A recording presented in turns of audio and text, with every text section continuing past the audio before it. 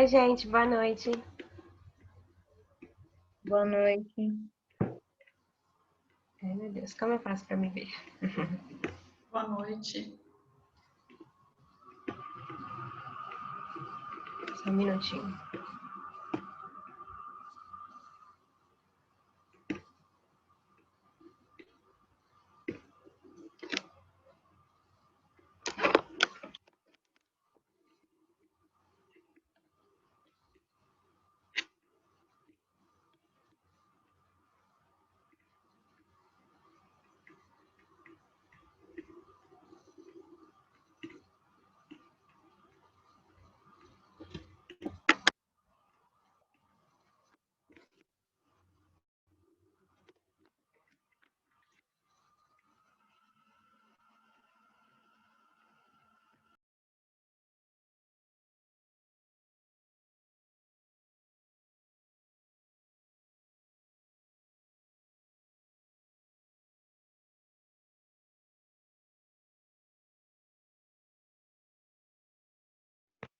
Oi, gente, boa noite. Oi, boa noite, meninas. Boa noite.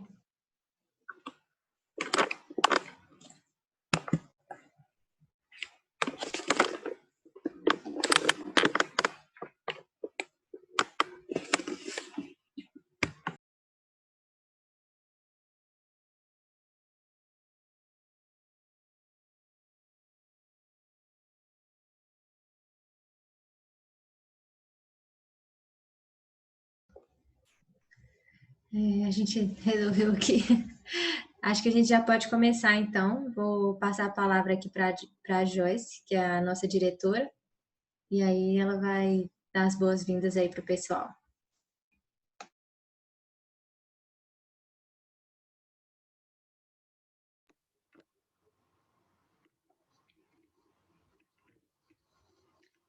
Oi, gente, boa noite. Tá errado, tá? Eu tô com o nome da Mariana porque eu tive problemas técnicos. Boa noite a todo mundo. Meu nome é Joyce, eu sou presidente da Liga. A Fabrícia, né, nossa vice-presidente, Fainara, nossa diretora de marketing, a Natália, nossa diretora de... desculpa, gente. Natália, nossa diretora de projetos, e a Mariana, nossa diretora do administrativo. Meninas, se vocês quiserem falar alguma coisa, podem ficar à vontade, tá? Primeiro, a gente só queria agradecer mesmo, né, a presença de todo mundo no evento, por terem tirado um tempo para poder participar. Sejam muito bem-vindos, esse é o primeiro evento da Liga. Nós esperamos que tenham vários, né, além desse. E, enfim, muito bem-vindos a todos. E agradecer principalmente a você, Maite, por ter tirado, né, uma parte do seu tempo para poder transmitir conhecimento sobre um tema que é tão importante. Só para dizer para vocês, né, nós, como eu disse, esse é o nosso primeiro evento, então a Liga está aberta a novas inscrições. Quem vocês conhecerem que tiver interesse em participar da Liga, podem convidar, tá? Não precisa ser da UFMG. E também não precisa ser aluno da fisioterapia, tá? Quem vocês conhecerem que tem interesse em relação a assuntos relacionados à saúde da mulher, podem convidar, que será super bem-vindo às nossas discussões. O evento vai funcionar como uma palestra, né? Então a Maite vai contar para a gente sobre o assunto, vai passar o conhecimento dela sobre o assunto, e as dúvidas que vocês forem tendo conforme no decorrer da palestra, vocês podem ir colocando no chat que nós vamos ler para ela no final, tá? Nós vamos abrir para as dúvidas no final, tá bom? Se alguém tiver mais alguma dúvida, pode falar com a gente. Tá, Maite? Pode ficar à vontade. Muito obrigada mais uma vez por tirar seu tempo para poder dividir esse conhecimento com a gente. Oi, gente, boa noite. Para mim é um prazer estar aqui com vocês e falar sobre esse tema, né, que eu gosto muito. Agradeço muito o convite da Mariana, da Eleonara. Fico muito honrada por ser a primeira a participar aqui dessa conversa, né? Espero que venha aí uma sequência de boas conversas e vou querer assistir também as próximas. E para mim foi um prazer. Estava comentando com as meninas que, à medida que eu fui pensando, né, como é que a gente ia falar, o que eu ia falar, eu fui revendo tudo que eu tinha feito já, e aí eu vi que é bastante coisa, e isso me deixou muito feliz, porque a gente entra assim na rotina e vai fazendo, e às vezes não para pensar, né? Mas fiquei feliz também e vi o quanto eu tenho que fazer ainda. Então, assim, fiquei bastante contente de preparar. Espero que essa conversa seja uma conversa mesmo. A minha ideia é essa. Vou trazer algumas questões, né? Algumas coisas importantes aí que eu penso em relação à política nacional de saúde da mulher. Mas eu também vou trazer uma prática, uma experiência minha, né, nessa área, na rede de atenção à saúde, tá? Então, eu espero aí que eu possa contribuir com vocês. Eu vou compartilhar minha tela, e aí vocês me dizem aí se vocês estão vendo. Tudo ok, Maria Tereza. Tudo ok, pode ir. Bom, então a gente vai conversar hoje sobre essa política nacional de atenção integral à saúde da mulher e a fisioterapia. Então, o que nos cabe aí dessa política e como que a gente pode contribuir para a saúde da mulher? Antes de entrar na política propriamente dita, eu optei por trazer um pouco do histórico da saúde da mulher, que eu acho que aí a gente consegue entender por que a política é do jeito que é hoje. Então, e aí eu estou fazendo esse recorte aí na história, mas a partir de 1930, né, entre 1930 e 1970, que existiam alguns programas voltados para a saúde da mulher, mas programas restritos ao aspecto biológico e à função que essa mulher tinha e tem até hoje dentro da família, né? Então, eram programas materno-infantis e com caráter biológico, né? Então, era a gestação, enfim, o bebê, o cuidado da criança. Na década de 80, isso começou a mudar por conta da AIDS. A gente teve uma epidemia aí, né, do vírus, do HIV, e muitas pessoas morrendo, e assim, uma doença que assustou demais naquela época. Talvez aqui a maioria de vocês não era nascida ainda, mas eu me lembro bastante dessa época de algumas pessoas morrendo, então casus em fio, e aquilo chocando todo mundo, ninguém sabia, né, como é que vamos cuidar disso. E aí, nesse momento, os aspectos sexuais, eles começam a aparecer. As pessoas começam a olhar para as questões sexuais de um outro jeito, falando assim, opa, tem alguma coisa aí que a gente precisa cuidar. Nesse mesmo ano, né, em 1984, vem, então, o Programa de Atenção Integral à Saúde da Mulher. E aí eu chamo a atenção porque nós estamos falando de um programa que mais para frente vai virar uma política. Então, o programa é uma coisa um pouco menor, né? Ele não tem uma abrangência nacional, mas ele contribui para as políticas, né? É um grande passo para a construção de uma política. E esse programa, ele foi elaborado, ele foi pensado inicialmente por 4 pessoas chaves, vamos dizer assim. Então, eram 2 médicos, 2 ginecologistas, aqui da Faculdade de Ciências Médicas da Unicamp, do CAISM, uma socióloga e uma outra médica de Brasília, que tinha um envolvimento com o movimento feminista. Então, por essa constituição, por essa equipe, a gente já percebe que o programa ele vem com uma outra pegada. Ele já é um pouquinho diferente.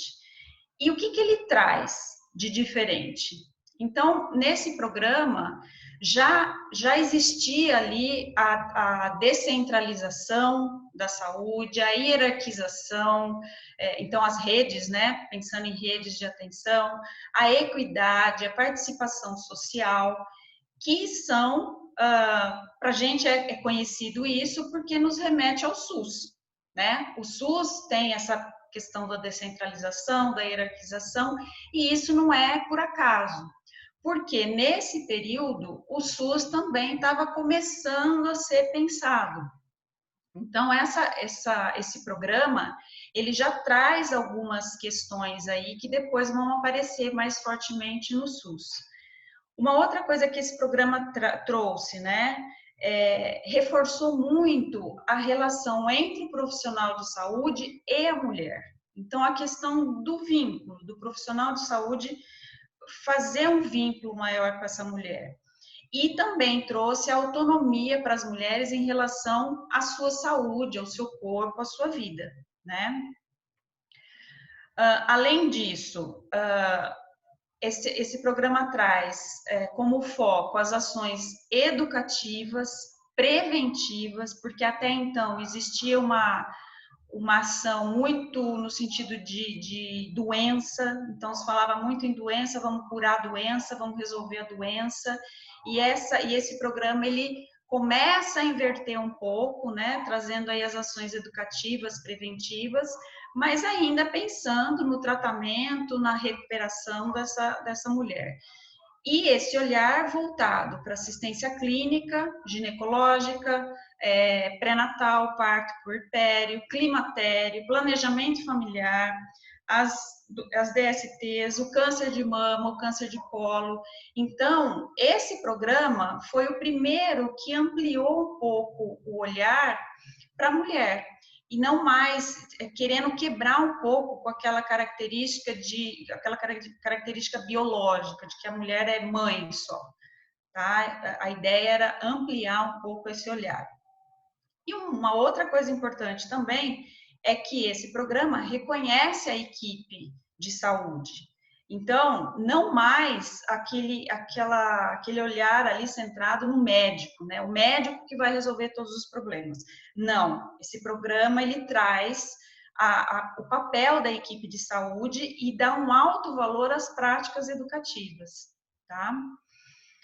Bom, em 1988, então, a gente tem o SUS, que foi garantido pela Constituição Federal. Num dos artigos da Constituição é dito que a saúde é um direito do cidadão e um dever do Estado.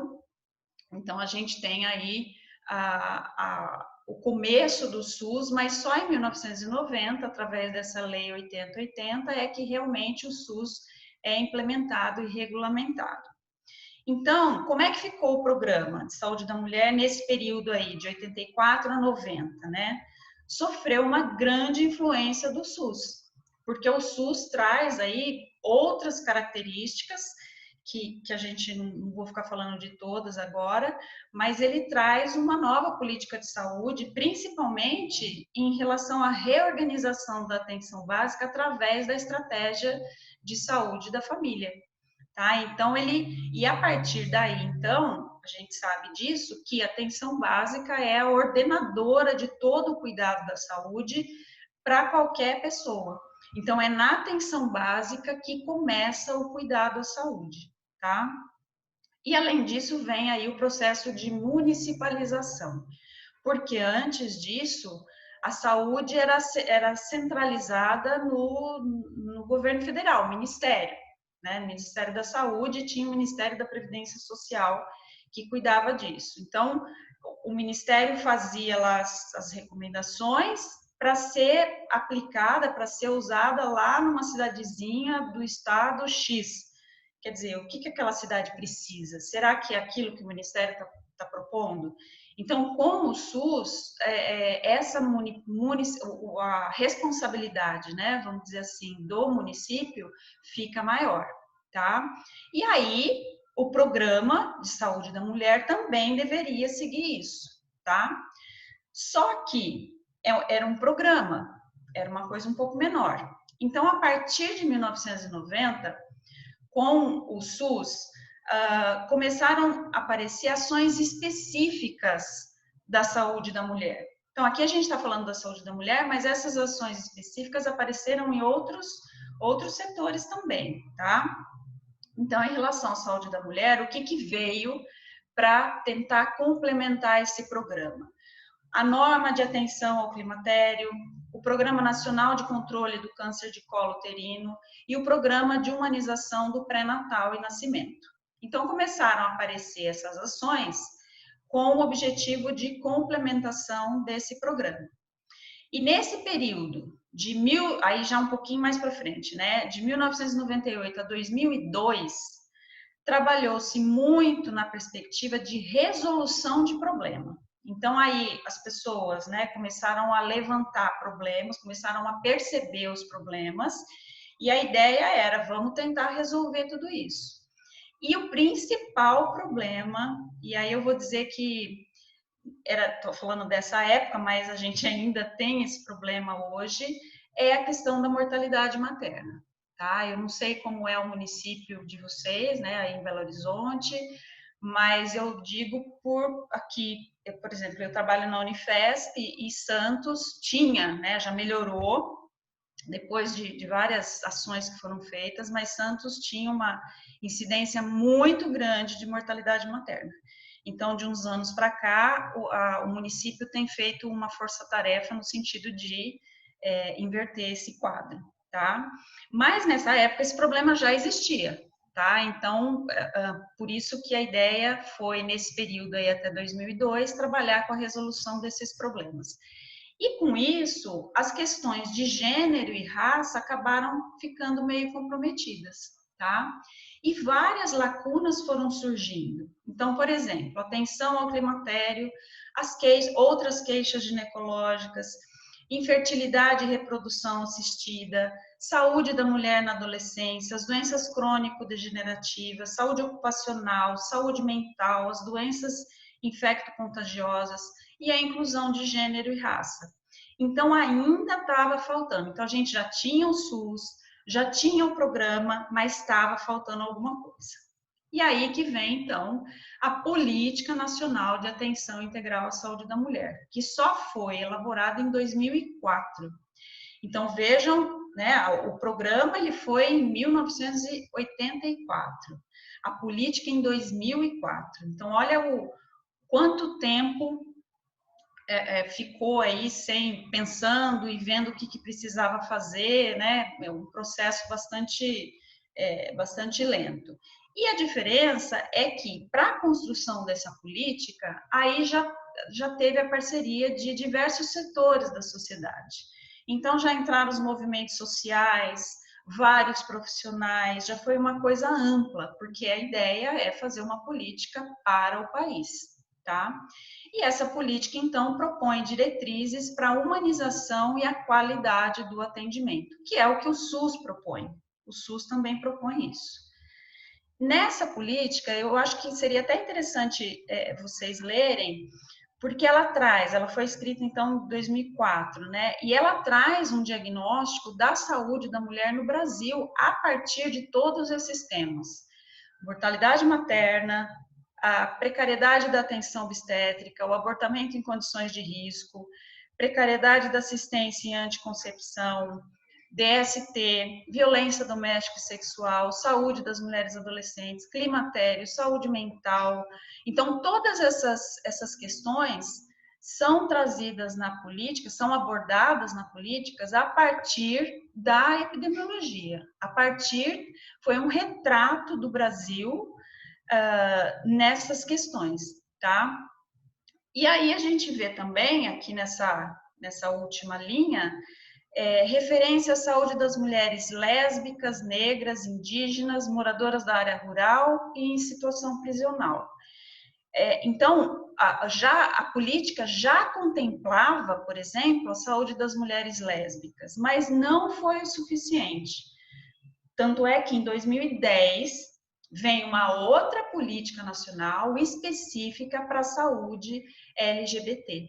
Então, mesmo que se construa uma política pública, ainda assim, isso é muito dinâmico, ainda assim, existem coisas que ao longo do tempo percebe-se que vai faltando, então a questão... E aqui, essa política de 2004, ela fala saúde das mulheres lésbicas. E hoje a gente sabe que não é só mulher lésbica, que tem outras, e aí a questão do gênero, né, muito forte também, E aí, por isso, a necessidade dessa outra política de atenção à população LGBT. Bom, então, essa política tem como base os dados epidemiológicos, né, e reivindicações de segmentos sociais. Então, a saúde da mulher começa a ser vista de uma maneira mais ampla, né, e fica muito claro também nessa política que a desigualdade entre homens e mulheres tem um impacto nas condições de saúde. Não tem como fugir disso, né, não dá para a gente cuidar de uma mulher sem a gente pensar em outras questões aí, as questões de gênero, por exemplo, que acaba sendo considerado como um determinante da saúde. E eu queria só ressaltar aqui que orientei uma aluna no TCC e ela escreveu sobre a saúde da mulher submetida à cirurgia de redesignação sexual, o papel da fisioterapia, o que a fisioterapia faz com essas mulheres que foram submetidas a essa cirurgia. E ela fez uma revisão sistemática, assim, ela encontrou 2 artigos falando de fisioterapia. Então, quer dizer, tem muita coisa que a gente precisa olhar ainda, né? Bom, e aí, então, assim, essa é a parte da política, né? Falei um pouquinho ali do SUS, mas agora eu queria trazer para vocês um pouquinho da história, né? Um pouquinho, porque eu não sou historiadora, mas da fisioterapia em saúde da mulher. Então, como é que a gente chegou lá? Porque a fisioterapia, eu me lembro, na minha graduação, era muito forte, assim, a questão da ortopedia, da neurologia, cardiorrespiratório, né? Eu não tinha saúde da mulher, não existia esse termo, né? Então, como é que a gente chegou até aqui? Bom, em 1948, esse médico, Arnold Kegel, ele começou a estudar a musculatura perineal. E eu me lembro que quando eu comecei a trabalhar com saúde da mulher, isso foi em 1989, a gente não falava treinamento dos músculos do assoalho pélvico, a gente falava exercícios de Kegel, porque ele que tinha começado com essa história, né? Depois acabou ficando aí um nome mais genérico. Na mesma época, 1950, na Inglaterra e na Rússia, 2 médicos começam a trabalhar com programas de preparação para parto, partindo do princípio que a informação, o treinamento, isso interfere ali naquele ciclo medo, tensão, dor e a mulher consegue ter um parto melhor. E aí precisamos ressaltar também a participação desse outro médico, que é o Artal, né?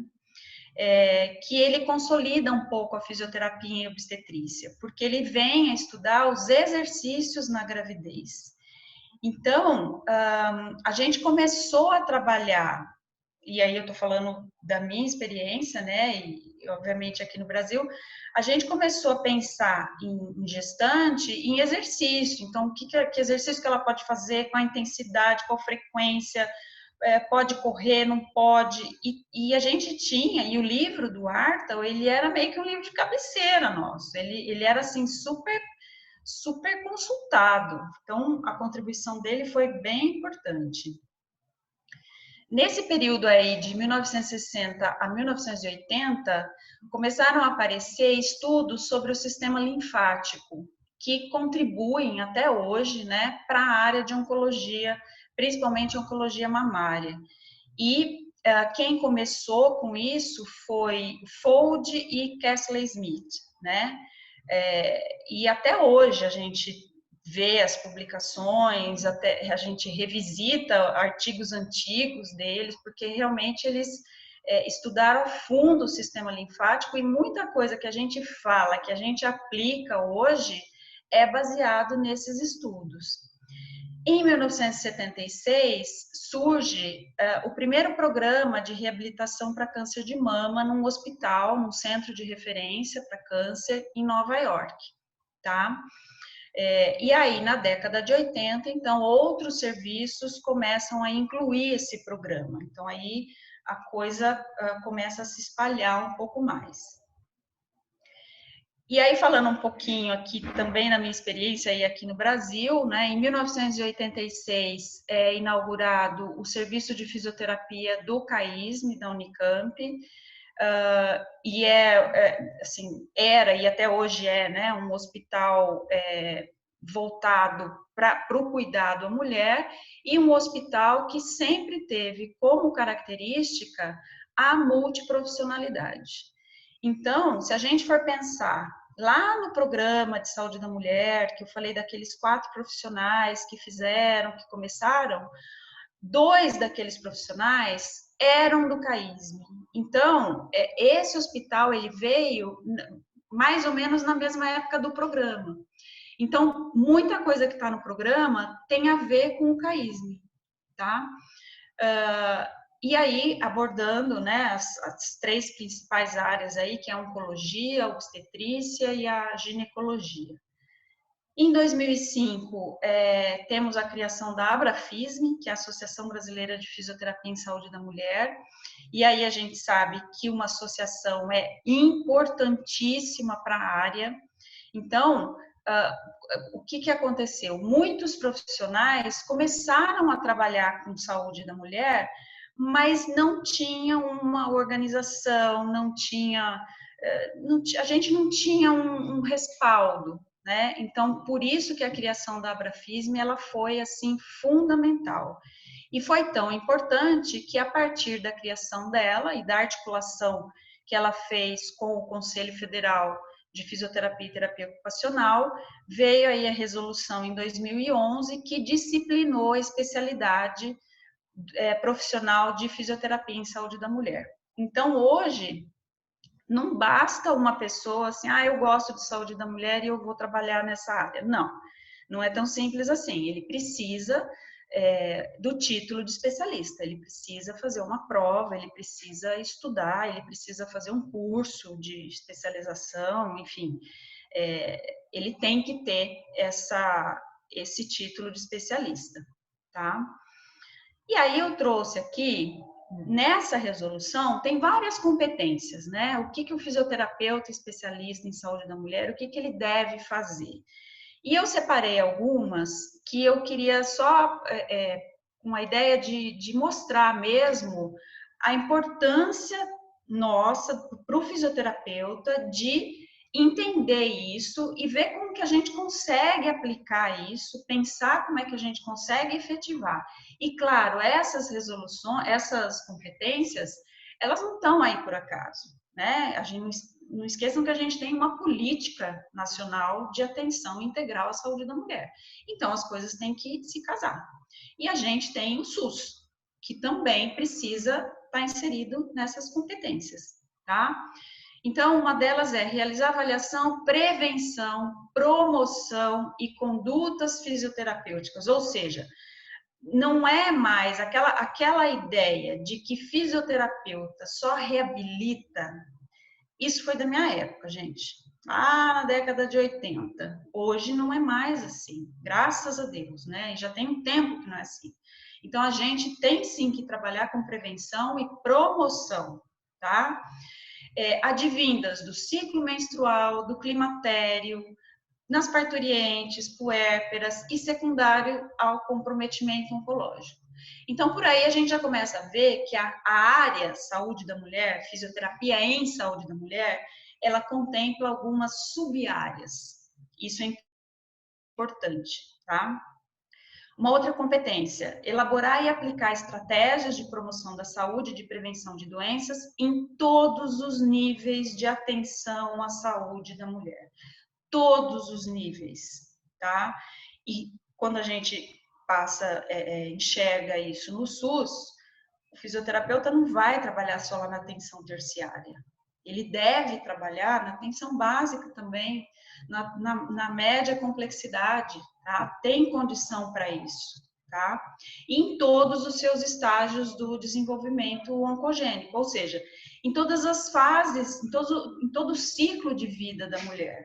E não mais naquela questão da obstetrícia, né? Na questão do materno, né? A gente tem que ampliar isso. Uma outra competência, escolher aplicar recursos das práticas integrativas e complementares. E por que eu trouxe isso? Porque o quanto é importante a gente conhecer outras políticas. Então, se alguém que trabalha com saúde da mulher vai ler a política LGBT, vai conseguir perceber outras coisas, outras demandas desse grupo populacional para conseguir contribuir. Quando a gente vê a política, né, das práticas integrativas, e a gente sabe que o SUS é uma política nacional e o SUS encampou isso, então ele oferece algumas dessas práticas, e aí varia de município para município, né, de região para região, mas ele traz isso, e o fisioterapeuta pode fazer muitas dessas práticas, né? Então, pode fazer yoga, pode fazer acupuntura, pode fazer arte-terapia, osteopatia, tá? Então, é importante a gente também conhecer essas outras políticas. Outra competência, realizar atividades de educação em todos os níveis de atenção. Então, atividades de educação e não mais a recuperação, a reabilitação. Tá? O nosso trabalho, ele ampliou, a nossa ação ampliou e muito. E na prevenção de riscos ambientais e ocupacionais. Bom, então tudo que eu falei até agora, gente, nós estamos falando de saúde da mulher, de fisioterapia em saúde da mulher, e aí, para a gente pensar em colocar tudo isso em prática, primeiro eu tenho que ter em mente essas três bolinhas aqui que eu pus, que são as sub-áreas da saúde da mulher, e aqui a gente fala de obstetrícia, da uroginecologia e da oncologia. Essas três áreas, elas têm que andar assim, juntinha, tá? Porque eu posso ter uma gestante que tem um câncer de mama, que tem uma incontinência urinária, eu posso ter uma mulher com câncer de mama e que está no climatério, que tem lá os calores. Então, eu tenho que entender dessas três áreas. Minimamente, eu preciso entender dessas três áreas. Aí, eu tenho que levar em consideração que eu estou trabalhando no SUS. E que eu tenho lá os vários conceitos, as diretrizes, os níveis de atenção, né, básica, secundária, terciária, e é importante eu saber o que cada nível de atenção, qual é a complexidade de cada nível de atenção, porque aí eu consigo entender o que eu posso fazer. E aí coloco aqui nessa terceira bolinha o trabalho em equipe, porque assim, gente, foi-se a época que o fisioterapeuta trabalhava sozinho, tá? Hoje não mais. Então, existe um movimento muito forte, que já vem de alguns anos, né? Que algumas instituições de ensino superior estão se mexendo, estão se movimentando para melhorar um pouco a formação do profissional. Porque o ideal, e isso é uma recomendação do SUS, é que todo profissional da área da saúde trabalhe em equipe interprofissional, tá? Essa é uma premissa do SUS, o trabalho interprofissional. E quando a gente fala de interprofissionalidade, eu já penso em competências, né? E aí a gente tem essas três competências aí, que são as competências específicas. Então, o que é só competência da fisioterapia? Tem as competências comuns, então o que um fisioterapeuta pode fazer, mas que um enfermeiro também pode fazer, que um terapeuta ocupacional pode fazer. E as competências colaborativas, que envolvem aí o trabalho em equipe, a colaboração prática, uma comunicação adequada, uma discussão de caso, troca de saberes. Então, assim, essas competências, elas são fundamentais e elas devem ser trabalhadas na formação, tá? De preferência na graduação e depois da graduação também, através da formação continuada, tá certo? Então, eu acho que se a gente pensar nesses três pontos, a gente consegue entender e perceber o local, né, o espaço, o lugar do fisioterapeuta especialista em saúde da mulher. E aí, o que eu fiz? Para falar, né, um pouco mais assim da minha experiência prática e trazer algumas coisas que eu faço no meu trabalho, eu dividi nesse tripé aí, que é o que ordena, vamos dizer assim, né, o que rege aí um pouco as universidades, né, as instituições. Então, toda instituição de ensino superior, ela deve estar embasada no ensino, na pesquisa e na extensão. Então, nessas três áreas, nesses três tópicos, a gente tem sim possibilidades de promover ações voltadas para a saúde da mulher. No ensino, muitas disciplinas proporcionam isso, né? De acordo com o currículo, a grade curricular do curso, né? De acordo com o projeto político-pedagógico, existem aí disciplinas que favorecem essa articulação, tá? Com a rede de saúde. Na pesquisa, a gente tem principalmente mestrado profissional, doutorado, mas a gente tem projetos de pesquisa não vinculados a uma pós-graduação, por exemplo. Eu vou citar alguns aqui.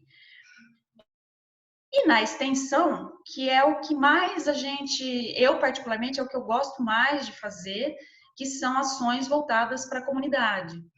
E dentro da extensão, eu cito o PET, que é o Programa de Educação pelo Trabalho na Saúde, e esse ano não, a gente já está terminando, né? Então, esse último edital, o tema do PET, porque ele é temático, cada edital é um tema, o tema desse PET é a interprofissionalidade.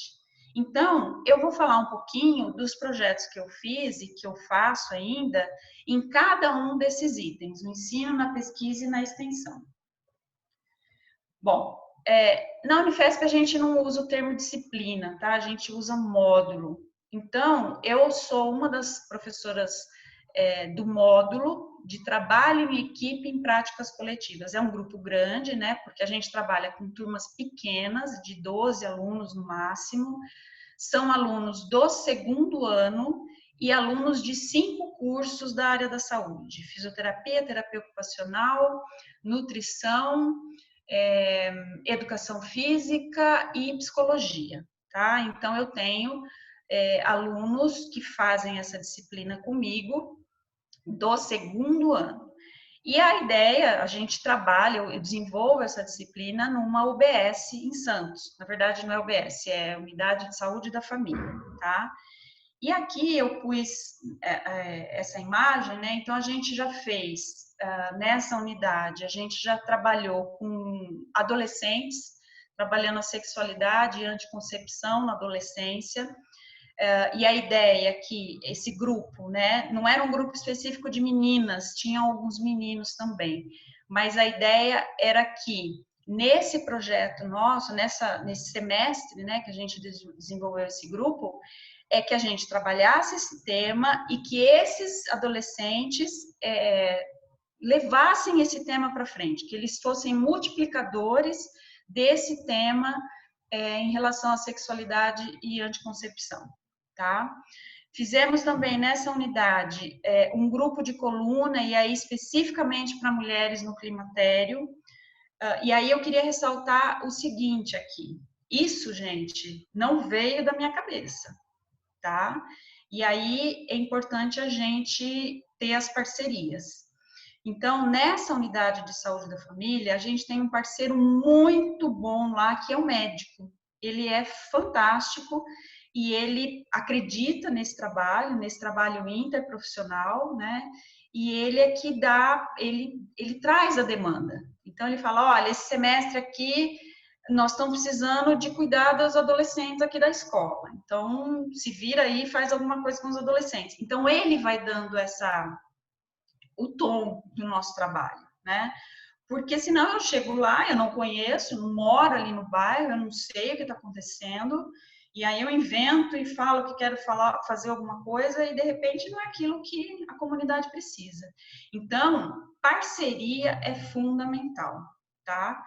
E às vezes é um problema, né? Porque a gente sabe que existem aí algumas questões que acabam emperrando muitos projetos que são maravilhosos, mas por questão de, né, essas questões, né, de relacionamento, enfim, tem vários entraves, tá? Mas são 2 exemplos. Inclusive, o médico, ele participa, né? Quando ele pode, ele sempre faz as atividades com a gente. Então, aqui, essa imagem é ainda do grupo de coluna, com as mulheres no climatério, e aqui é uma atividade com as alunas da nutrição, porque é um grupo, eu trabalho com um grupo de 5 áreas, então eles vão se conversando e vão se rodiziando nas ações e trabalhando junto. Aqui foi um outro grupo que a gente fez de mulheres também no climatério, mas a gente usou as PICs, e aí foi solicitado por esse médico mesmo, porque ele foi percebendo que muitas mulheres ali da comunidade trabalhavam com chás, né? Tinha plantação em casa e indicava chá para isso, chá para aquilo, então ele falou, gente, precisa trabalhar isso. E aí a gente trabalhou, mas não usando só essa parte das ervas, né? Da fitoterapia. A gente trabalhou também com yoga, porque no grupo tinha uma das alunas que tinha formação em yoga, então a gente usou também uma outra prática integrativa e complementar, tá? Aí, em relação à pesquisa, né? E aí eu vou falar mais especificamente de mestrado e doutorado. Esse foi o meu mestrado, eu fiz em 2005, e eu nunca quis inventar roda, né? Eu sempre vi projeto de pesquisa, independente de ser mestrado, doutorado, eu sempre vi como uma possibilidade de resolver uma dúvida minha, um problema. E eu tinha um problema, porque nessa época eu trabalhava em Sorocaba, numa policlínica, eu fazia supervisão, trabalhava numa universidade e fazia supervisão de estágio numa policlínica. E tinha lá o atendimento às mulheres submetidas ao tratamento oncológico, e essas mulheres não vinham com frequência, moravam longe da policlínica, e não tinham uma orientação adequada. Aí eu falei, não, então vamos fazer alguma coisa, vamos fazer uma cartilha com todas as orientações, mas eu preciso ver se isso funciona, porque ok, pode ser uma ideia linda e maravilhosa, mas e se não funciona? Então aí eu resolvi fazer essa pesquisa e foi bem legal, porque a gente viu que funcionou bastante, então não é simplesmente entregar um papel e vai lá e faz. Não. É importante conversar, mostrar o que ela tem que fazer, como ela deve fazer, entender por que ela está fazendo aquilo. Então, por que eu tenho que fazer exercício com o meu ombro? Né? Não é assim, não, porque tem que fazer, vai ser bom para a senhora. Não existe isso, ela precisa saber por quê. Né? Aí, aqui, é um outro trabalho de mestrado, mas esse é de uma colega aqui da minha cidade, eu moro em Paulínia, né? E ela, desde sempre, ela trabalhou numa OBS aqui no município. E ela trabalha também na saúde da mulher, né? Também, desde sempre, transitando aí na área. Ela atendia grupos de gestantes e aí ela começou a fazer, com essas gestantes, o stretching global ativo. Mas também com essa inquietação, pô, será que dá? Será que funciona? Como é que é? Então, vamos fazer o mestrado. E fazendo, depois que ela percebeu que a questão da ansiedade, medo do parto, que isso ainda está, embora ela tivesse também os grupos educativos, né, de orientação e tudo mais. Aqui está aparecendo para mim que a minha conexão está instável, mas não sei, acho que vocês estão me ouvindo? Deu Sim, tá uma dando pra ouvir. travadinha, mas tá dando para ouvir tranquilo. Qualquer coisa Tá. eu te aviso. Tá bom. Então, quando ela percebeu isso, o que ela resolveu fazer? No doutorado, ela foi estudar yoga, porque ela também tinha formação em yoga e entendeu que a yoga poderia ser um recurso importante. E olha que nessa época, aqui essa publicação dela é de 2014, mas eu acho que, não, já tinha as PICs, já tinha sim. E ela, então assim, Por que eu quis trazer isso para vocês? Porque às vezes tem gente que imagina assim, que um projeto de pesquisa, principalmente mestrado e doutorado, tem que ser uma coisa, nossa, olha só. E não é, gente, é a nossa prática, né? A gente tem que tirar primeiro as nossas dúvidas, né? E principalmente, se a gente está inserido no serviço, aí mais ainda que eu preciso estudar. Então, ela fazia os grupos no salão da igreja, porque na unidade não tinha espaço. E era um salão, vocês estão vendo aí, né? Meio adaptado, tá? E foi um doutorado, e essa foi uma das teses mais acessadas na Faculdade de Ciências Médicas da Unicamp. Ela ganhou um prêmio, enfim, tem toda uma história aí, mas eu acho que é legal compartilhar isso com vocês. Aí aqui a gente vai começar a falar da extensão, tá? E aí eu queria... esse projeto de extensão foi uma parceria entre a Unicamp e a Unifesp. Na época, a Mariana ainda estava na Unicamp, então ela me convidou, ela teve a ideia de fazer isso e a gente achou que seria possível. E a proposta era, através de um projeto de extensão, com financiamento e tudo, fazer um vídeo educativo para as mulheres submetidas ao tratamento oncológico.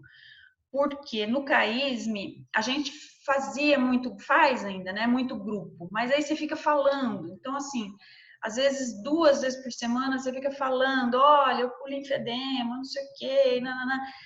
E isso, né, vai cansando, enfim, a gente queria mudar um pouco esse formato, né, queria uma coisa mais dinâmica, uma coisa que chamasse mais atenção, e aí veio a ideia de fazer esse vídeo educativo que está no YouTube, chama Mais Cuidado, Menos Linfedema, e eu vou dizer para vocês uma coisa, foi o projeto mais inusitado que eu fiz, assim, que eu participei, porque foi a primeira vez que eu trabalhei com profissionais que não são da saúde.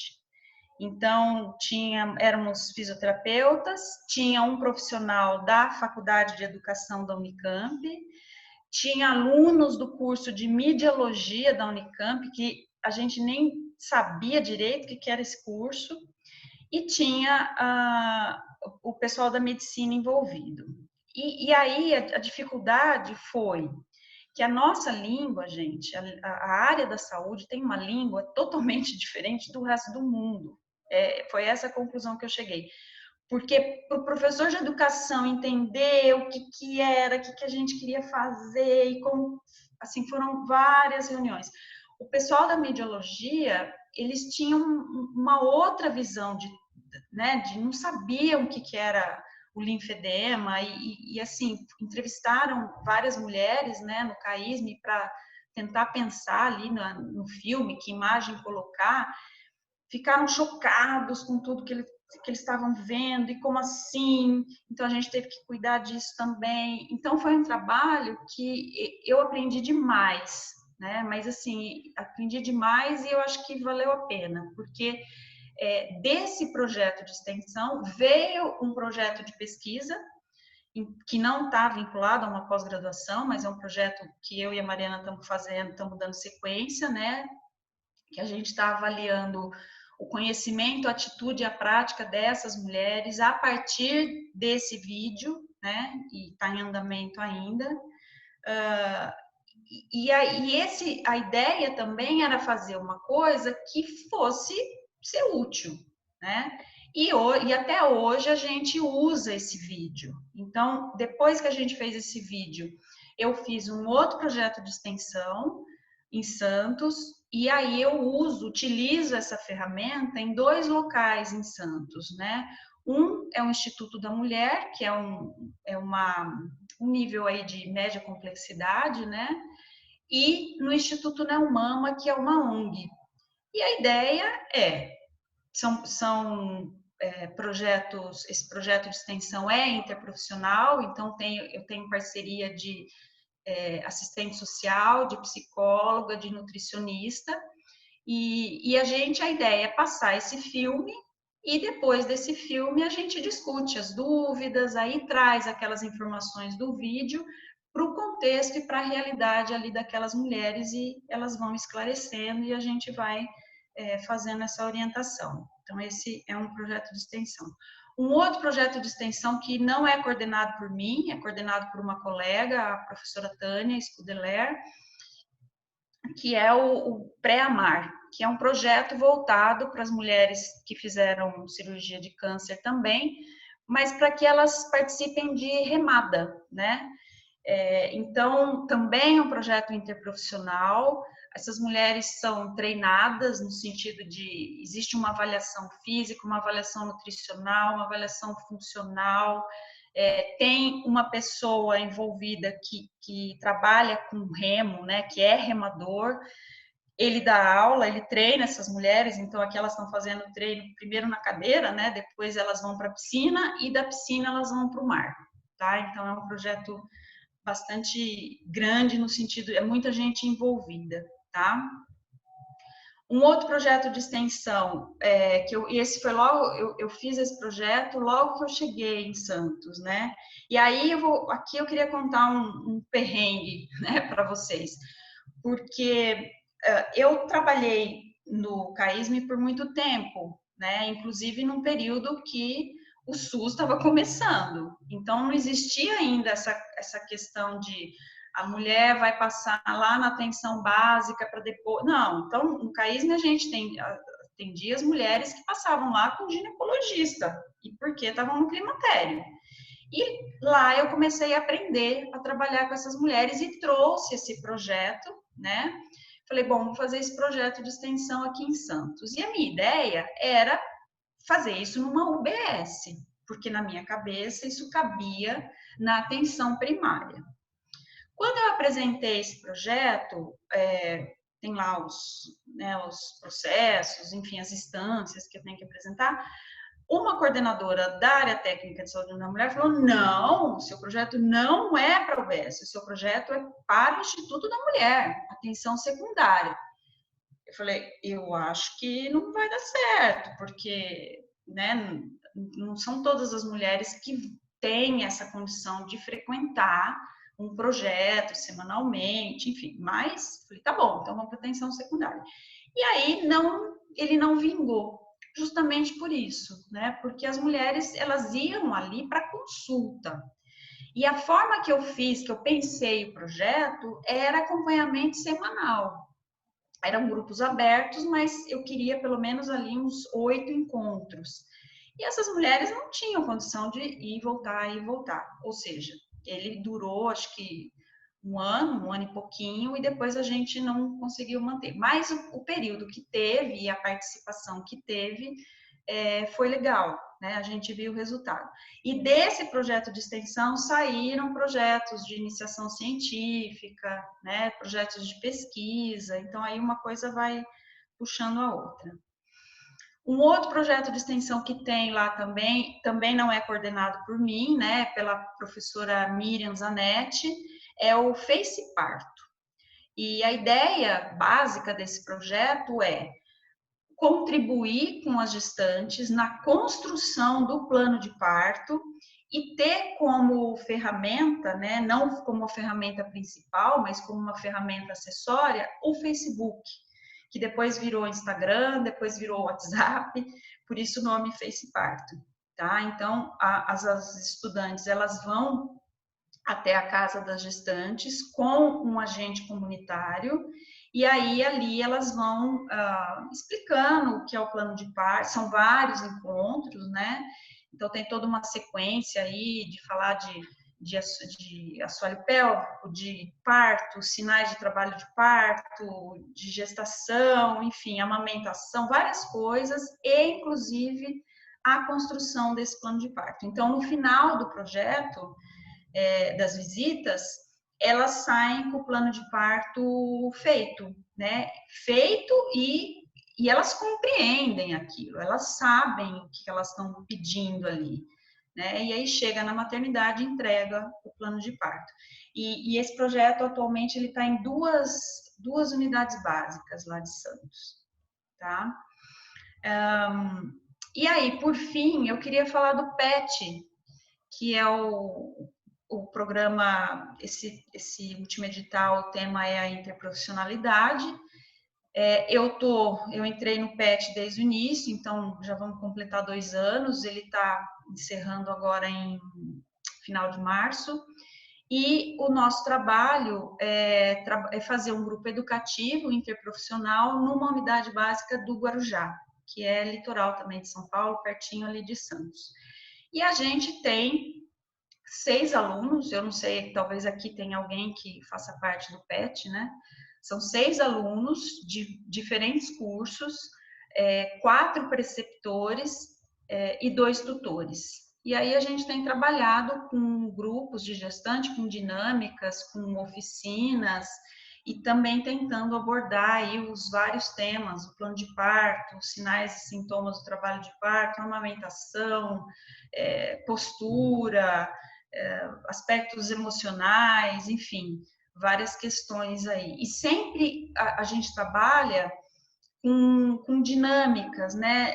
Aquele formato de palestra, de aula, não tem. Então, a gente sempre envolve a gestante no trabalho.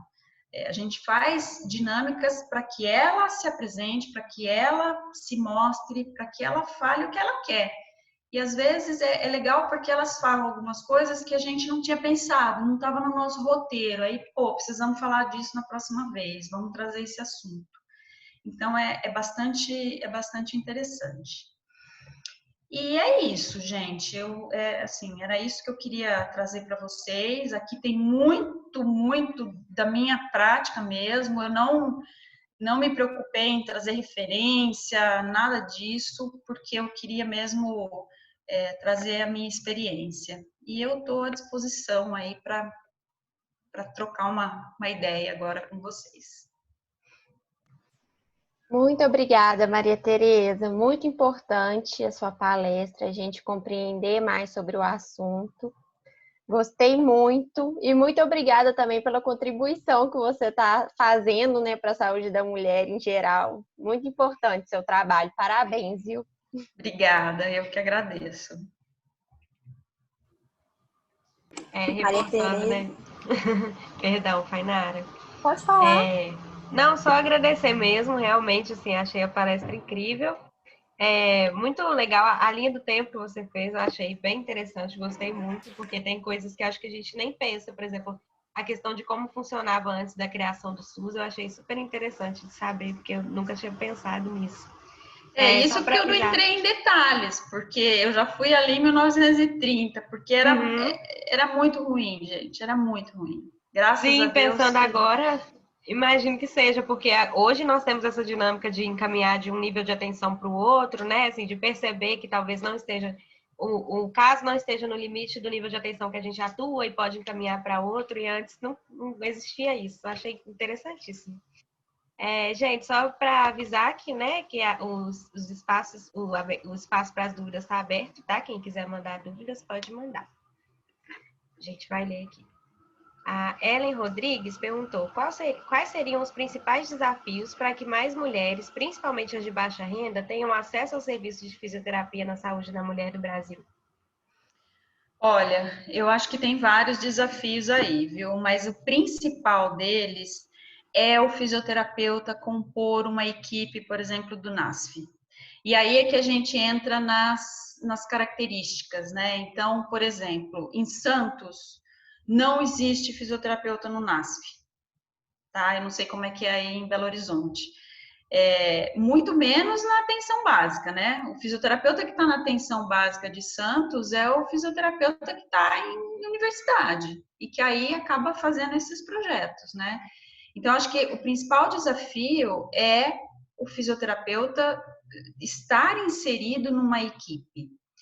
Na atenção secundária e terciária, já fica um pouco mais comum a presença do fisioterapeuta. Mas como é a básica, que é ordenadora aí do cuidado, seria fundamental isso, primeira coisa. A segunda coisa, eu acho que a gente precisa de mais profissionais capacitados, habilitados, especialistas nessa área. E aí eu tô falando isso por quê? Porque eu vou entrar numa discussão que é assim, poxa, mas a atenção básica é generalista, mas, gente, assim, com a minha experiência, o que eu percebi? Que hoje, eu só consigo trabalhar na rede básica, eu só consigo fazer prevenção e promoção à saúde da mulher porque eu sou uma especialista. Então, eu entendo, eu conheço do começo ao fim, eu conheço o básico da especialidade. Então, eu transito nessas áreas, eu sei onde é o meu lugar na atenção básica, eu sei onde é o meu lugar na secundária e na terciária. Né? Só que, infelizmente, o nosso sistema de saúde, ele ainda trata e entende o fisioterapeuta como reabilitador. Então, a gente tem que mudar isso. A gente quem? E aí, por isso que eu fiquei pensando quanta coisa que eu tenho para fazer ainda. Quem que vai mudar isso? Nós, professores. Simples assim. Né? Então, é incentivando a aluna a fazer TCC, fazer IC, dando aula, tentando juntar disciplina, tentando... É assim, porque senão... E olha aqui, como assim, as doenças crônicas degenerativas estão aumentando, a gente tem aí uma expectativa de vida que está aumentando cada vez mais. Então, assim, o fisioterapeuta, ele é um profissional, assim, é essencial. Não tem como viver sem fisioterapeuta, na minha opinião. Mas aí tem outros desafios mais, mas eu acho que esses seriam os dois principais. A professora Leonara também acrescentou que muitas trabalham fora, né, e tem pouco tempo para se cuidar, né?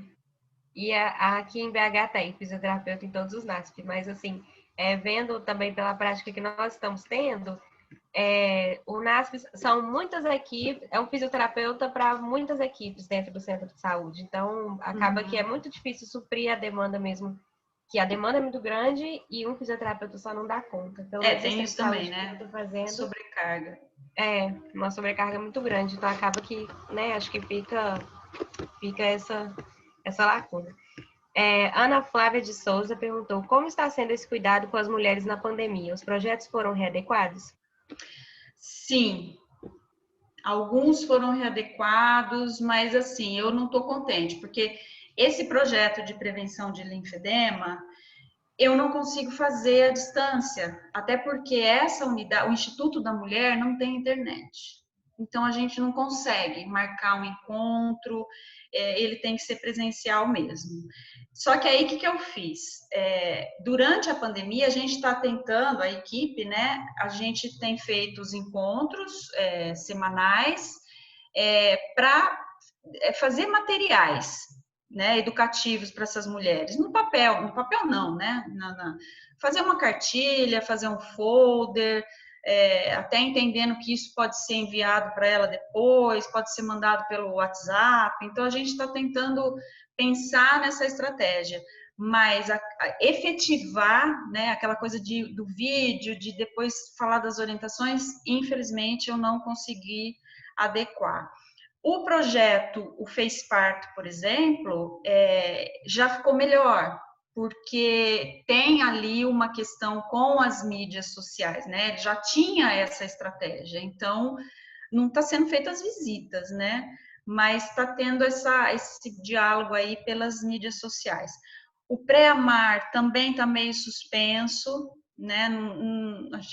A coordenadora, né? A professora Tânia, ela não conseguiu adequar totalmente, porque as mulheres precisam fazer o treinamento, né? Então, elas precisam fazer a musculação, elas precisam estar juntas ali. Então, isso não está sendo possível.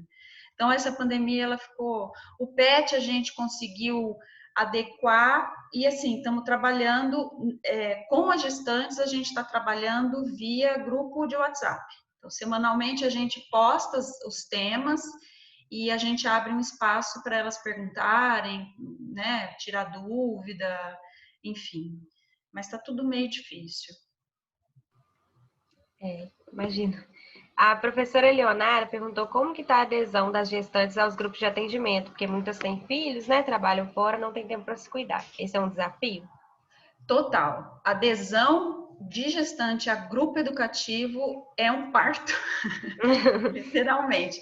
E isso sempre foi assim. Eu lembro, no CAISM, a gente ia até a sala de espera e convidava as mulheres, né? Então, assim, ela estava lá para consulta médica, a gente chamava, explicava, olha, mas ainda assim a gente tinha pouca adesão.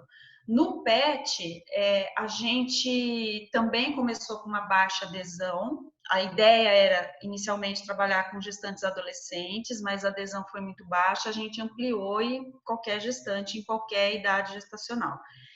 E também estava médio. A gente tinha ali em média 5, 6 gestantes por semana. E a gente começou a trabalhar com estratégias, né? Então, assim, conversamos com os médicos, os obstetras, eles estavam encaminhando, fizemos convitinho, ia na sala de espera. Então, a cada semana a gente conseguia trazer as gestantes, mas a adesão é uma coisa que é difícil mesmo. Entendi. A professora Fabi queria falar algumas coisinhas. Olá, gente. Boa Espaço para noite. ela. Obrigada, Boa Mariana. noite, Fabi.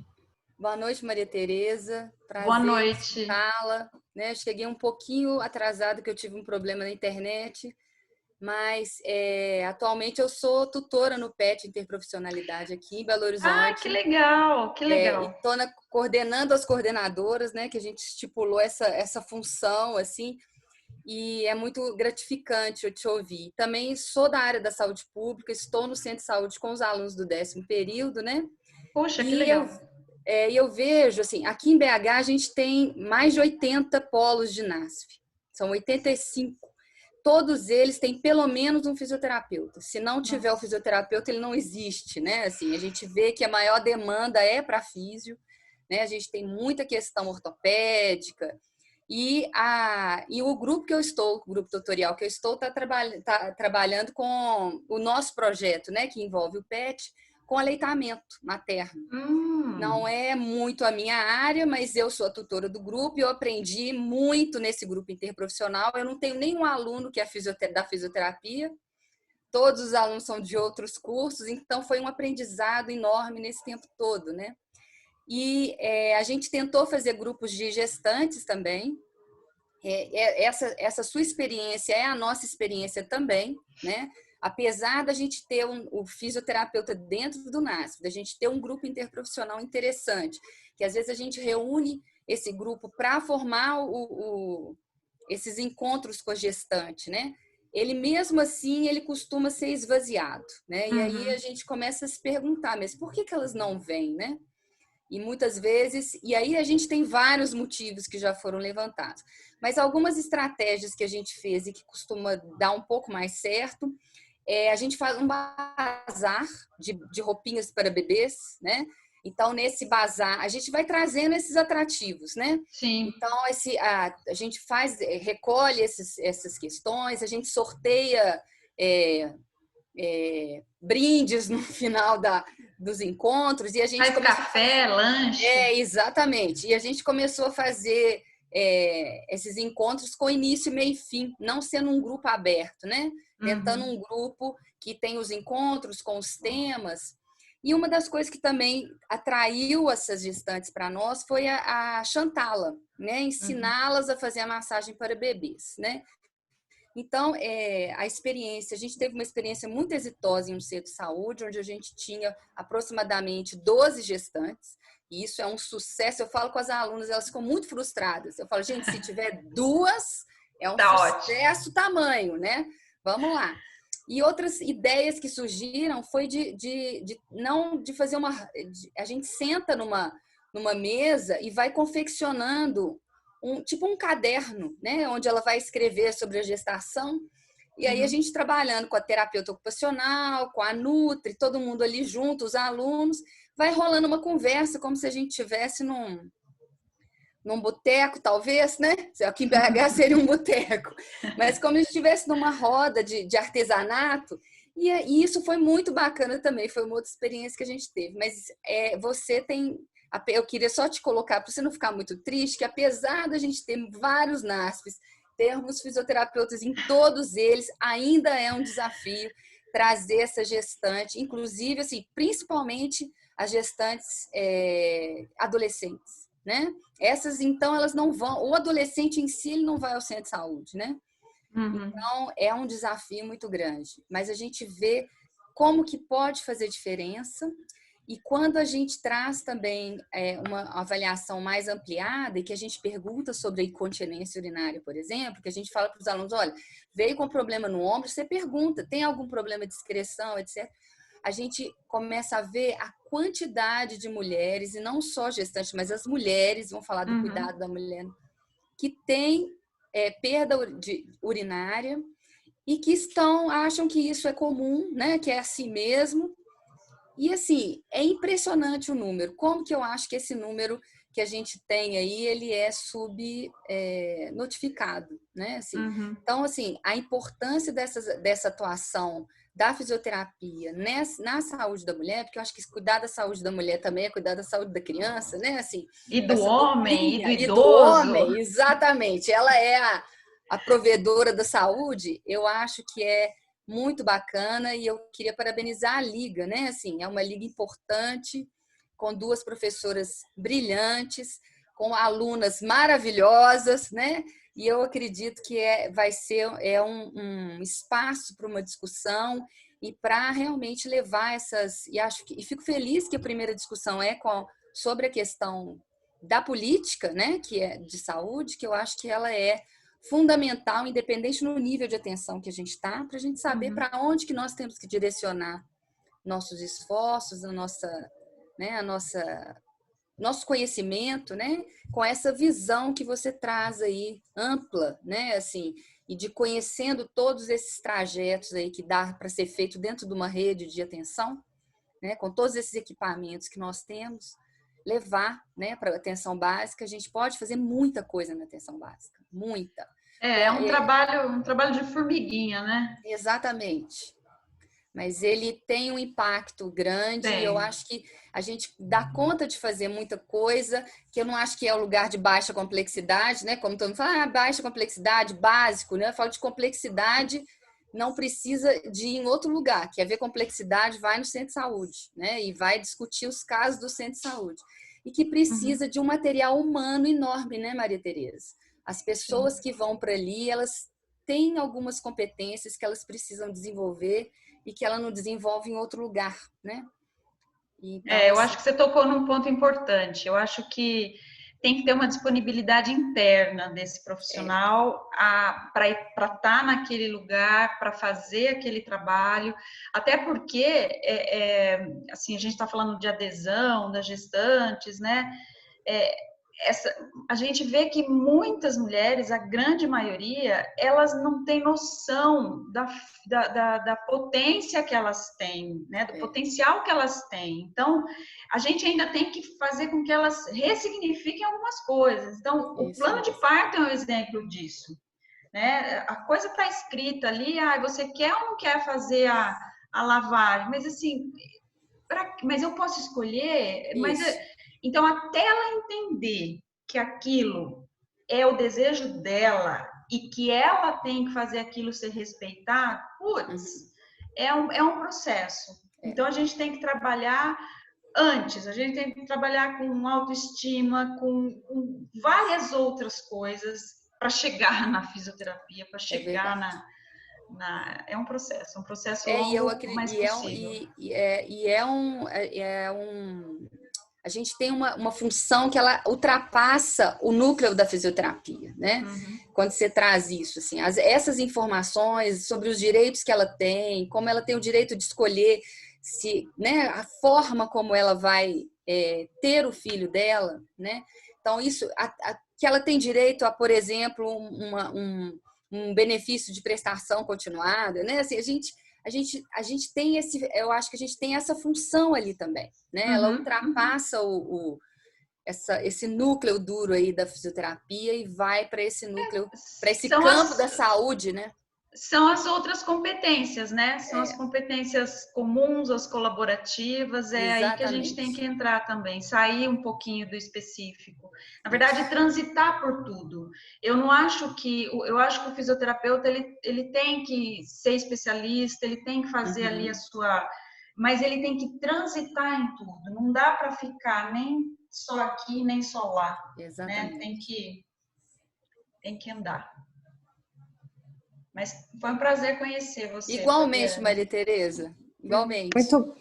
Muito bom, Fabi, ter você aqui também para compartilhar conosco a sua experiência aqui em Belo Horizonte, junto com a da Maitê aí em Santos, Guarujá, né, que são desafios parecidos. Eu tenho conversado também com o pessoal da Secretaria Municipal de Saúde, a gente está planejando definir um circuito, né? Na verdade, como é que seria esse ciclo de atendimento às mulheres na rede pública em Belo Horizonte, desde as gestantes até as mulheres no climatério e com disfunções do assoalho pélvico. E o que a gente vê, conversando com os fisioterapeutas que estão na ponta, os fisioterapeutas do NASF, a gente vê duas coisas importantes que eu acho que toca nessa questão da adesão, né, que a Fabi falou, a professora Fabiane, né, falou da questão da incontinência urinária, por exemplo, né, que é absolutamente subnotificado. E o que a gente vê, na verdade, é um desconhecimento dos profissionais de saúde sobre o que a gente realmente pode oferecer para a comunidade, né? Então, é difícil a gente trabalhar com gestantes quando, muitas vezes, a própria equipe não orienta, não estimula, não reforça, né, a importância do trabalho. E nas outras áreas, eu acho que acontece a mesma coisa, né? Nós publicamos, há um tempo atrás, estudando incontinência urinária e desenvolvendo um protocolo de tratamento de mulheres com incontinência urinária em unidades básicas de saúde, a gente viu que a gente tinha que tratar primeiro o pessoal da própria unidade básica. Né? Quando a gente foi conversar com a equipe, em sua maioria de mulheres nas unidades básicas que a gente estava trabalhando, elas não conheciam sobre incontinência urinária, elas também não sabiam, muitas tinham e também não se tratavam, não sabiam do tratamento. Então a gente desenvolveu antes um projeto que chamou Cuidar de Quem Cuida, né, junto com a professora Rosana Sampaio, e nesse projeto a gente cuidou primeiro da equipe, sensibilizou a equipe para depois chegar às usuárias. Então acho que um desafio também que a gente tem e que a gente espera que esse trabalho com a Liga Acadêmica nos ajude muito, é um desafio da divulgação, né? Da divulgação do que o fisioterapeuta, da contribuição do fisioterapeuta para a saúde da mulher. Essa divulgação ainda é muito pequena, a gente vê, de novo, os fisioterapeutas dos NASFs, pouquíssimos, né? De 83, Fabi, né? Parece que são. Eu acho que o total nosso hoje está para 85. Isso, né? Eles, pouquíssimos têm formação em especialidade em saúde da mulher, né? E quase ninguém se sente confortável em atuar nessa área. Então, acho que tem uma questão também da importância, da necessidade da gente desenvolver mais programas e mais divulgação entre os profissionais de saúde, né? Para que essa sensibilização aconteça de uma maneira mais ampla, para que a gente finalmente consiga chegar nas mulheres. O que vocês acham? Não, é exatamente isso. Você deu o exemplo aí da incontinência urinária e eu tive um exemplo na oncologia. Tinha uma paciente que estava passando pela psicologia e, né, falando as questões e tal, tinha feito cirurgia para câncer de mama e estava... E aí a psicóloga, e eu atendia também, eu ia atender essa mulher, né, a psicóloga me encaminhou porque ela tinha um problema no ombro. Ok, vamos ver o problema dela. E nessa conversa com a paciente, na primeira conversa, a gente descobriu, né, a gente foi perguntando, e ela também tinha feito uma cirurgia para câncer de colo, tinha feito braquiterapia, estava com uma estenose vaginal, o médico havia dito que era comum e que, ok. E aí, quando ela falou para mim, eu falei, não, então a gente pode cuidar e tal, né? Expliquei. E aí eu falei com a psicóloga, eu falei, olha, eu vou precisar de mais horário com ela e tal, mas por quê? Não, porque ela tem uma estenose. Ué, mas como assim? O que você vai fazer? Eu falei, caramba, então aí chamei as duas psicólogas e falei assim, olha, então a gente também pode trabalhar com isso. Nossa, e aí elas já começaram, então a fulana, a dona fulana, não sei quem, não sei quem. Então essa eu nem sei como chamar isso, Eleonara, essa divulgação, né, que você falou com os profissionais da saúde, ela é fundamental. Agora, tem um detalhe. A gente está disposta a fazer essa divulgação, mas nem sempre os outros profissionais estão dispostos a ouvir o que a gente tem para falar. Então, para conseguir marcar uma reunião de equipe, para conversar com os médicos, para falar qual o papel ali da fisioterapia em saúde da mulher, assim, é complexo. Mas eu acho que a gente tem que começar a insistir. E aí eu acho que entra o PET, Maria Tereza. Sabe, assim, a função desse PET interprofissionalidade, assim, esses movimentos interprofissionais que a gente faz, ele tem que começar, né, dentro da escola. Porque eu te falo, por exemplo, nesse meu grupo, eu tenho certeza que o dentista, né, que vai ser futuramente, que é o aluno que está lá, a nutricionista, todos eles sabem o que a fisioterapia faz, né? Numa amplitude muito maior. Então, assim, tem alguns alunos que estão aqui que passaram por uma experiência de uma atividade que nós fizemos com eles, interprofissional, né? Usando a internet, usando essa questão, a gente reuniu mais de 200 alunos de 10 cursos da saúde em 10 equipes interprofissionais para discutirem casos da atenção básica. Então, Fainara, eu acho que participou, né? Estou vendo a carinha dela fazendo assim. Então, assim, foi uma experiência, eu acho que ela pode falar um pouquinho, né, como aluna, que é uma experiência que é única. Né? É você estar ali discutindo realmente o caso com outro profissional e mostrando para ele, centrado naquele sujeito, e aí cada um dando a sua visão daquele sujeito, você vai aprendendo com os outros. Eu aprendi um monte com a veterinária que estava participando do grupo, né? Assim, mas muito, né? E aí eu acho que é isso, assim, eu acho que a gente precisa trazer interprofissionalidade para dentro da universidade, né? Esses alunos precisam trabalhar juntos, né? E a partir disso, conhecerem o que os outros fazem. Quando você fala que tem fisioterapia para incontinência fecal e urinária, a pessoa olha para você e fala, fisioterapia para isso? Fala, para isso. Não é só para joelho? Né? Assim, mas é isso, eu acho que a gente, da mesma forma que a gente tem estereótipos em relação a outras profissões, né? O nutricionista vai fazer uma dieta, né? A fonoaudióloga vai fazer o cara falar, né? E o campo daquelas, o núcleo daquelas pessoas é muito maior do que esse estereótipo que a gente tem, né? Então, eu acho que esse movimento interprofissional dentro da universidade, ele é importante, ele precisa crescer, né? Esses alunos têm que ter oportunidade de conhecer um ao outro, né? E trabalhar com o outro para realmente fazerem diferença para o usuário quando eles forem tratar desse sujeito, né? Exatamente. Tomara que o PET consiga. A gente tem trabalhado bastante no sentido de o PET está exigindo isso, você sabe, de assim o que vai ficar, né? Das ações que estão sendo feitas, assim, como é que vocês estão trabalhando para ficar isso? Porque o PET acaba, mas essas ações não podem acabar. E eu acho que aí o COAPS, né, que é o contrato que deverá ser assinado entre a instituição e secretaria, eu acho que ele reforça isso, né? Então, eu acho que tem um potencial grande. Tomara que dê certo. Tomara.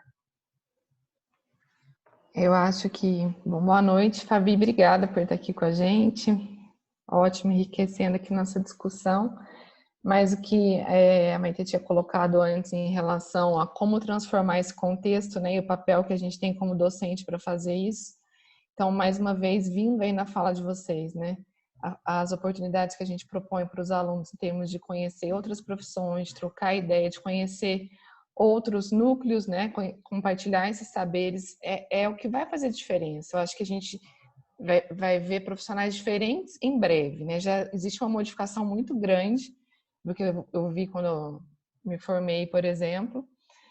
E, Maitê, sempre um prazer te ouvir, né? E o que você falou da nossa especialidade, desse conhecimento e de nós podermos estar na atenção básica, né? Que vantagem a gente pode trazer, né? Que benefícios a gente pode trazer para essas mulheres e todos esses projetos que você desenvolve, assim, abre um leque de ideias e de possibilidades para a gente desenvolver, principalmente pensando, porque, ó, Fabi, eu confesso que eu fiquei babando quando eu descobri que vocês têm um fisioterapeuta para cada NASP, porque isso é uma realidade, então, não é, Maitê? É pelo menos um, Mariana Maia. Tem polos que a gente tem 2, que a gente tem 3. Então, a gente não tem nenhum.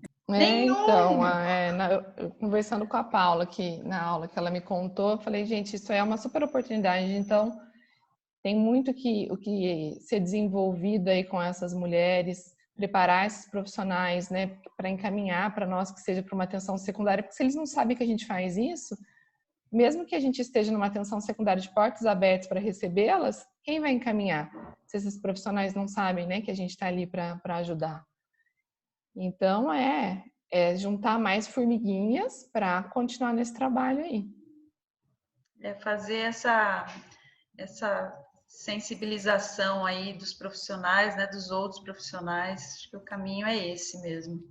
Eu acho que é isso, é um processo de educação mesmo, né? Sim. Dos profissionais e da comunidade também. Eu acho que a gente pode também vir junto com a comunidade, né? E aí o trabalho com os alunos, eu acho que ele é muito importante, né? Assim, dos próprios alunos também trabalharem nessa rede de divulgação, de comunicação, né? De conversa com as mulheres, porque a gente tem, eu penso, um papel muito fundamental enquanto profissional de saúde que atua com a saúde das mulheres, porque garantindo a saúde das mulheres, a gente garante a saúde de muitos, né?